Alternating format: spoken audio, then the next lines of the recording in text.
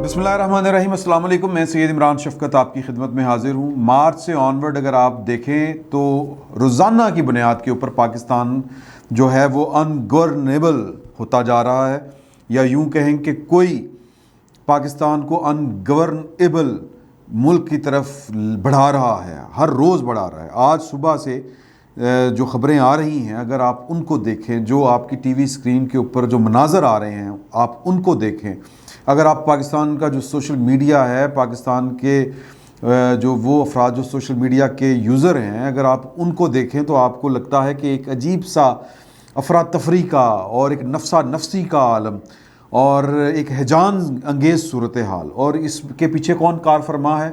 जनाब इमरान खान साहब की शख्सियत आला, जिसने ये तय कर रखा है कि ना खेडांगे ना खेडन देंगे। यानी उनके ख़िलाफ़ एक तहरीकी अदम तमाद आई, जिसको उन्होंने पहले नाम दिया एक बैरूनी साजिश का, फिर कहा कि जी ये न्यूट्रल्स भी उसमें शामिल हैं, पाकिस्तान की फ़ौज भी उसमें शामिल है, फिर पाकिस्तान की फ़ौज के ख़िलाफ़ प्रोपेगेंडा, फिर पाकिस्तान की फ़ौज को मतलब वो रंधा फेरने वाली बात सादा सी।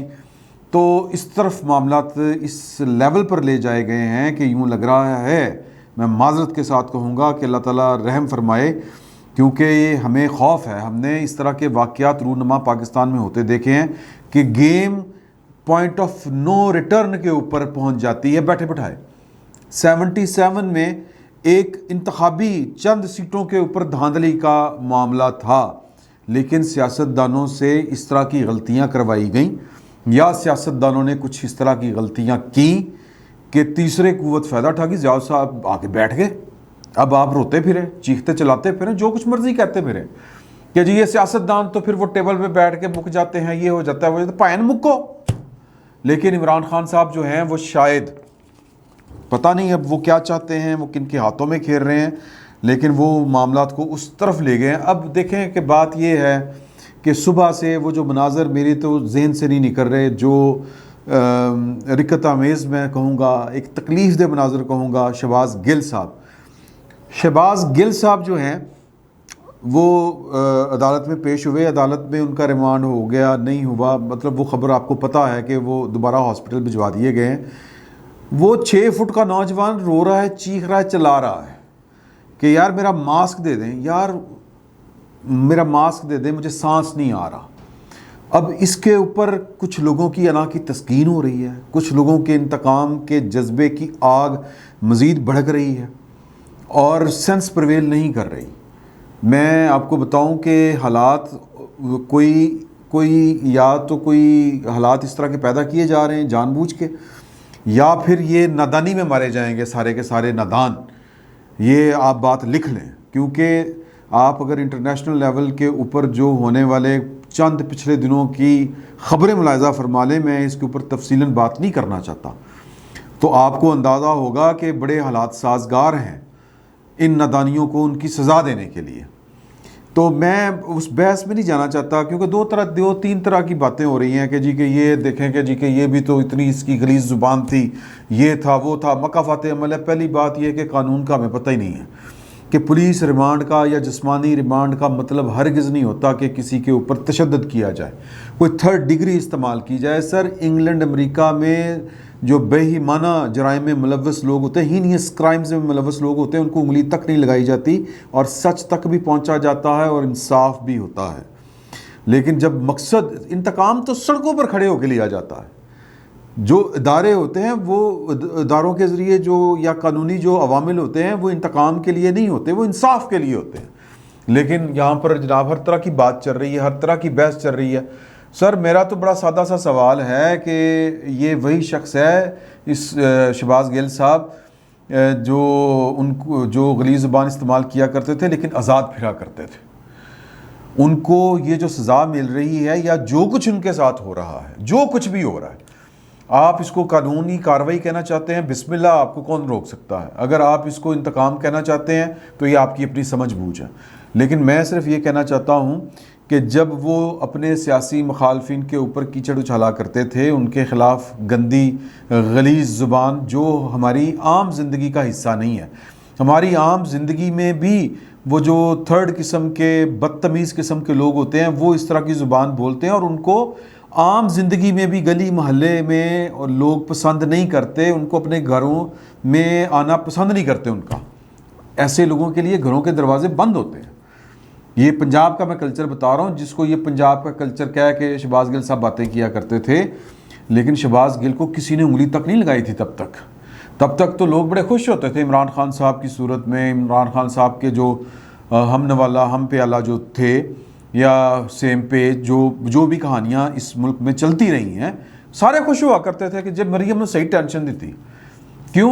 مریم جب کھڑی ہو کے بولتی تھی کہ یہ ہمارے خلاف جو ہے وہ انتقامی کارروائیاں ہو رہی ہیں، یا نواز شریف صاحب ادھر بیٹھ کے بولتے تھے، تقریر کرتے تھے کہ یہ جو کچھ پاکستان کی سیاست کے ساتھ کھلواڑ کی گئی ہے، یا پاکستان کے ساتھ جو سیاست میں کھلواڑ کی گئی ہے سیاست کے نام کے اوپر یا عدالت کے نام کے اوپر، تو پھر ہم یہ جواب دیتے تھے شہباز گل صاحب، تو سب بہت خوش ہوتے تھے.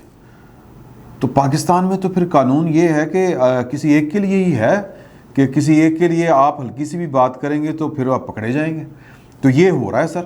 اور یہ حکومت کا کتنا عمل دخل ہے اس سارے کام میں، یعنی ایک پولیٹیکل پارٹی، یہ سارا بوجھ تو ان کے اوپر آ رہا ہے نا. عمران خان صاحب کی اگر کل کی تقریر سنیں تو وہ تو کہہ رہے ہیں کہ یہ جو کچھ میرے ساتھ ہوا ہے یہ نیوٹرلز کی وجہ سے ہوا ہے. وہ تو یہ کہہ رہے ہیں. عمران خان صاحب کے مخاطبین کون ہوتے ہیں؟ وہ ایک وقت میں ایک ہی کو مخاطب کر رہے ہوتے ہیں، لیکن بعض اوقات وہ شہباز شریف کی آڑ میں کسی دوسرے کے اوپر فائر کر رہے ہوتے ہیں، اور وہ نیوٹرلز پر فائر کر رہے ہوتے ہیں. مطلب شہباز گل صاحب کو شہباز شریف کی حکومت نے پکڑا ہے. ظاہر ہے کہ اسی نے پکڑا ہے، کیونکہ سامنے وہ ہے، حکومت ان کی ہے. تو باریک سا معاملہ ہے، پیچیدہ سا معاملہ ہے، اس کو سمجھنے کی ضرورت ہے. ان کی پارٹی بھی ان کے ساتھ کھڑی نہیں ہے، اور وہ بڑے سیکنڈ ٹیئر کے لوگ آتے ہیں، اور وہ صرف اس لیے آتے ہیں. یا فرسٹ ٹیئر کے وہ اسد عمر صاحب ایک دن گئے ملنے عدالت میں، جو ہیں وہ سیکنڈ ٹیئر کے دوسرے لیڈر جو ہیں جناب فواد چوہی صاحب، وہ چلے جاتے ہیں ملنے، لیکن وہ صرف اس لیے جاتے ہیں اور ان کا مقصد صرف یہ ہوتا ہے کہ بس عمران خان تے گل نہیں آن دینی، بس اس سے زیادہ کچھ نہیں ہوتا. میں سمجھتا ہوں کہ شہباز گل صاحب کو پہلے کوئی اور استعمال کرتا رہا، پھر عمران خان صاحب استعمال کر گئے ان کو. شہباز گل جیسے لوگ جو ہوتے ہیں یہ استعمال کرنے کے لیے ہوتے ہیں، اور پھر جب وقت آتا ہے تو اس استعمال کی اگر کوئی ظرف والا لیڈر ہو تو وہ اس کی کوئی قیمت بھی دے دیتا ہے، اس کو کوئی انعام بھی دے دیتا ہے، کوئی سینیٹر بڑھاتا ہے، کوئی بڑا مطلب کوئی اس طرح کی کوئی چونٹے ہری گڈی جھنڈے والی دیتی، اس طرح کے وہ کام کر کے تو ان کا رانجھا راضی کر دیا جاتا ہے. ورنہ تو یہ ٹیشو پیپر کی طرح استعمال کر کے پھینک دیے جاتے ہیں. اور شہباز گل آج کی تاریخ تک تو استعمال شدہ ہیں، وہ استعمال جن طرح ان کا تھا وہ کر لیے گئے ہیں. اب تو دعا کرے یہ حکومت کہ شہباز گل کو جو ہے اللہ تعالیٰ صحت دے، تندرستی دے، زندگی دے کہ اس کو کچھ ہو نہ جائے حوالات میں، ورنہ تو عمران خان صاحب نے چھالا مارنی ہے. اور عمران خان صاحب کو بھی پتہ ہے کہ شہباز گل کے ساتھ کیا ہو رہا ہے اور کون کر رہا ہے. اور عمران خان صاحب جب کہتے ہیں نا کہ شہباز گل سے پوچھا جا رہا تھا کہ جنرل فیض مجھ سے ملتے کہ نہیں ملتے، میں کھانے میں کیا کھاتا ہوں، اور وہ کھانے میں میری ڈائٹ کی وجہ سے نہیں پوچھتے. وہ شہباز شریف جو ہے وہ اس کے 5 جو تفتیش کار تھے وہ ہارٹ اٹیک سے پراسرار طریقے سے مر گئے، وہ اس لیے پوچھتے ہیں کہ عمران خان کیا کھاتا ہے. سر پاکستان میں پولیٹیکل پارٹیوں کی اتنی استبداد ہے، اتنی صلاحیت ہے کہ وہ اس لیول کا کام کر سکیں کہ لوگوں کو اپنے راستے سے یوں ہٹا سکیں اتنا سائنٹیفکلی. وہ ایم کیو ایم کا تھا معاملہ کہ وہ، لیکن وہ تو جا کے سہولت مرزا کو بھیجتی تھی، بندہ کڑکا آتے تھے وہ والے. یہ جو ہوتا ہے نا بڑی صفائی کے ساتھ کام کرنا، یہ پولیٹیکل پارٹیوں کے بس کا روگ ہی نہیں ہے، اور یہ عمران خان صاحب کو بھی پتہ ہے. اور وہ پھر شہباز شریف کے پیچھے چھپ کے، ان کی اوٹ میں چھپ کے یہ بات کسی اور کو کر رہے ہیں، اور وہ نیوٹرلز کو بیسکلی سنا رہے ہیں، ایجنسیوں کو سنا رہے ہیں کہ آپ لوگ میری جان کے پیچھے ہیں، میں کھل کے بات کر رہا ہوں. تو حکومت کو بھی سمجھنا چاہیے کہ یار کہ یہ چل کیا رہا ہے، ہو کیا رہا ہے. تو میں سمجھتا ہوں کہ جو بات آج خواجہ سعد رفیق صاحب نے قومی اسمبلی میں، میرا خیال ہے یا سینٹ میں انہوں نے کی ہے، کیونکہ وزیر ہیں سینٹ میں بھی جا سکتے ہیں، کیونکہ سینٹ میں تو ان کا احتجاج ہوا تھا، سینٹ میں ہی ہوا ہے یہ والا. واقعہ تو انہوں نے کہا کہ جی کوئی جیل جائے تو بغلیں نہیں بجانی چاہیے، اور انہوں نے کہا ہے کہ جی کہ سیاسی جماعتیں ایک دوسرے کو ختم نہیں کر سکتی، تو لہٰذا ایک دوسرے کو سیاسی حقیقت کے طور پر برداشت کرنا چاہیے، اور مطلب یہ کہ ایک دوسرے کو جب ختم نہیں کر سکتے تو پھر کٹھے چلنا چاہیے۔ یہ بڑی انہوں نے عقل مندی کی باتیں کی ہیں، اور انہوں نے بڑا وہ بھی کہا ہے کہ جی یہاں پر 36-38 سال کے ماشاء اللہ اصل مسئلہ ہے وہ یہاں پہ رہا ہے، اور اسی کی وجہ سے جو سیاسی مخالفین ہیں ان کی ہم بات برداشت نہیں کرتے۔ وہ بڑی انہوں نے فلاسفیکل سی گفتگو کی۔ وہ بیسیکلی کہنا یہ چاہ رہے ہیں کہ یار کہ ہمیں طریقے کے ساتھ ایک دوسرے کے ساتھ چلنا چاہیے۔